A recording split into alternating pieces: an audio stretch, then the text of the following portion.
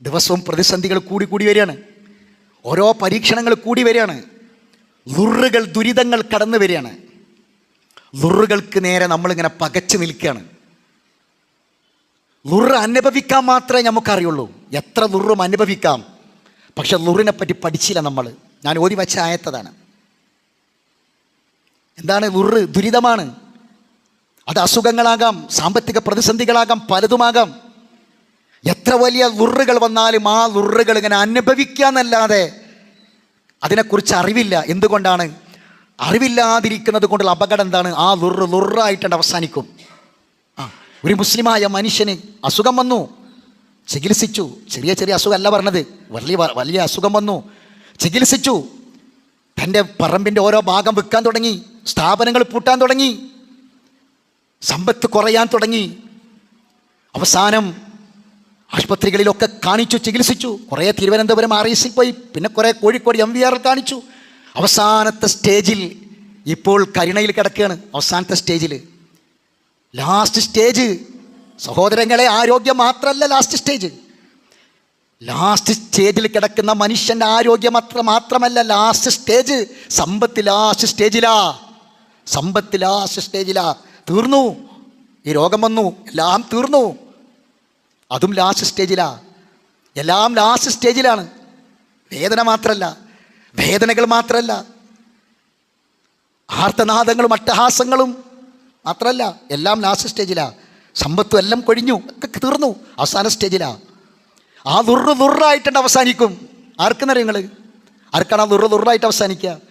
അള്ളാഹു ളുറ് തന്നാൽ, റഹ്മാനായ റബ്ബ് തന്ന റഹ്മത്ത് എന്തെന്നറിയോ?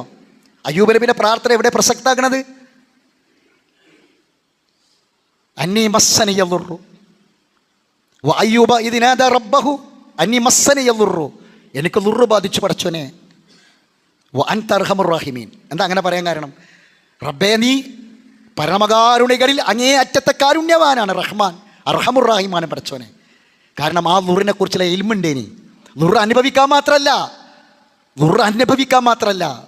മറിച്ച് ആ ളുറിനെ കുറിച്ചുള്ള ബോധം ഉണ്ടായി. എന്താണ് ആ ളുറിനെ കുറിച്ച് ബോധം എന്ന് പറയുന്നത്? ഫൈദ മസ്സൽ ഇൻസാന ളുറുൻ, മനുഷ്യന് ളുറ് ബാധിച്ചാൽ അള്ളാഹ് പറയാം ദഅാന, നമ്മളോട് പ്രാർത്ഥിക്കും. ഈ ആയത്തിന് വേറെ ഒരുപാട് ആയത്ത് വിശദീകരിച്ചിട്ടുണ്ട്. ഇരുന്നു കൊണ്ടും കിടന്നുകൊണ്ടും ഒക്കെ പ്രാർത്ഥിക്കും. സുമ്മ ഇദാ ഖവ്വല്ലാഹു നിഅമത മിന്ന, പിന്നെ നാം ഒരു നിഅമത്ത് കൊടുത്താൽ ഖാല ഇന്നമാ ഊതീതുഹു അലാ ഇൽം, അവൻ പറയും ഇതെനിക്ക് കിട്ടേണ്ടത് തന്നെയാണ്, ഒരു അറിവിൻ്റെ അടിസ്ഥാനത്തിൽ കിട്ടിയതാ എന്ന് പറഞ്ഞാൽ ഞാൻ പോയ ഡോക്ടറെ മെച്ചാണ്, ഞാൻ പോയ ആശുപത്രിയുടെ ഗുണമാണ്, ഞാൻ കുടിച്ച മരുന്നിൻ്റെ ഗുണമാണ്. ഞാനതിങ്ങനെ പഠിച്ച് ആ അസുഖത്തെക്കുറിച്ച് ഇങ്ങനെ നോക്കി പഠിച്ച് അതിനെ ഗൂഗിൾ നോക്കിയുമൊക്കെ നോക്കി പഠിച്ച് അവസാനം ഏറ്റവും നല്ല ചികിത്സാ സ്ഥലത്ത് എത്തിയോണ്ട് ഇന്ത്യ മാറി. അള്ളാഹ് ഖുർആനിൽ പറയാം. എന്നിട്ട് അള്ളാഹ് പറഞ്ഞ വാക്കെന്താ അറിയോ? ബൽഹിയ ഫിത്ന. ആ പറഞ്ഞ വാക്കുണ്ടല്ലോ, ആ നിലപാട് ഫിത്ന, ഏറ്റവും വലിയ പരീക്ഷണമാണ്, ഫിത്നയാണ്. വലാകിന്ന അക്സറഹും ലാ യഅലമൂൻ, ഭൂരിപക്ഷം മനുഷ്യന്മാർക്കും അറിയില്ല, ഭൂരിപക്ഷം ആളുകൾക്കും ഇതിനെക്കുറിച്ച് അറിയില്ല. സുബ്ഹാനല്ലാഹ്. എന്താ കാരണം?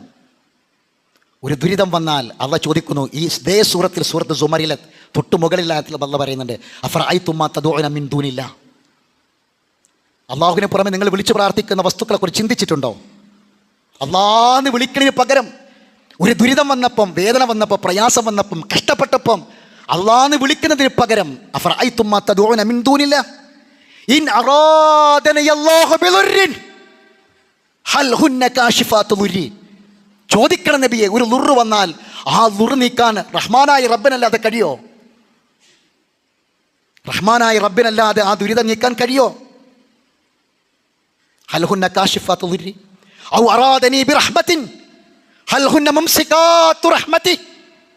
ഒരു റഹ്മത്ത് പടച്ചോൻ തന്നാൽ, ഉദ്ദേശിച്ചാൽ അല്ലാഹക്കല്ലാതെ തടയാൻ കഴിയോ? ഖുർആനാണ് സഹോദരങ്ങളെ. ദുരിതത്തിൽ കിടക്കുകയാണ്. അങ്ങനെ ഈ മനുഷ്യൻ മരിച്ചു.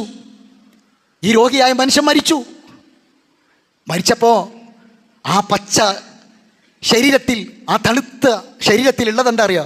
കുറേ കറുത്ത നൂലുകൾ, കുറേ ഐക്കല്ലുകൾ, കുറേ ഏലസുകൾ. ഓരോരുത്തരും ഓരോ കേന്ദ്രങ്ങളിൽ നിന്ന് കൊണ്ടുവന്നിട്ട് കെട്ടിക്കൊടുത്തു ശരീരത്തിലിത്. ലാ ഇലാഹ ഇല്ലല്ലാഹ്, ലാ ഇലാഹ ഇല്ലല്ലാഹ് എന്ന അവസാനമായി നാവ് കൊണ്ട് ചൊല്ലി മരിക്കേണ്ടിയിരുന്ന ആ മനുഷ്യൻ്റെ ശരീരത്തിൽ ഷിർക്കിൻ്റെ കാര്യങ്ങളാണ് കിടക്കുന്നത്. ആ നൂലുകളും ഏലസുകളുമാണ് ശരീരം നിറയെ. എന്താണ് ഉണ്ടായത്? ളുർ അനുഭവിക്കാൻ മാത്രമല്ല, ളുർ ഹൈറാക്കി മാറ്റാൻ കഴിയണം. നമുക്ക് ആവശ്യമുള്ള കാര്യങ്ങളാണ് സഹോദരങ്ങളെ. ഈ കാര്യങ്ങൾ നമ്മൾ പഠിച്ചെടുക്കണം, മനസ്സിലാക്കണം, ഉൾക്കൊള്ളാൻ നമുക്ക് സാധിക്കണം. അല്ലാഹു സുബ്ഹാനഹു വ തആല നമ്മെ അനുഗ്രഹിക്കുമാറാവട്ടെ. അഖൂലു ഖൗലി ഹദാ അസ്തഗ്ഫിറുല്ലാഹൽ അലീം ലി വലക്കും ഇന്നഹു ഹുവൽ ഗഫൂറുർ റഹീം.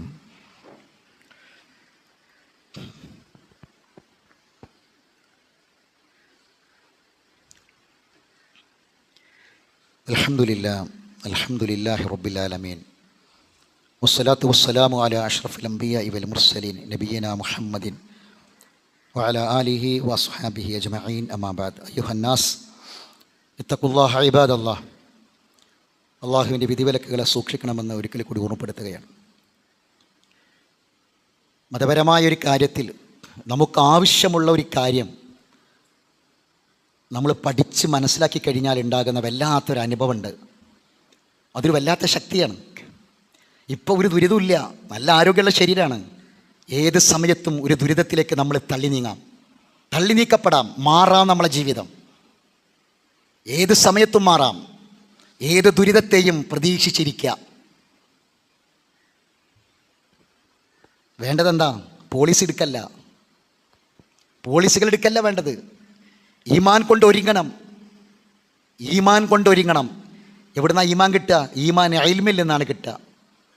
ഇൽമ എവിടുന്നാ കിട്ടുക? ഖുർആൻ എന്നാ കിട്ടുക, ഹദീസ് എന്നാ കിട്ടുക. അത് പഠിക്കണം. ഈമാൻ കൊണ്ട് ഒരുങ്ങി നിൽക്കാൻ നമുക്ക് സാധിക്കണം. എങ്കിൽ ഏത് ദുരിതത്തെയും നമുക്ക് ശക്തമായി നേരിടാൻ കഴിയും. വല്ലാത്തൊരു പവറാണ്, വല്ലാത്തൊരു ശക്തിയാണ്. നമ്മൾ പഠിച്ചൊരു കാര്യം, മനസ്സിലാക്കിയൊരു കാര്യം.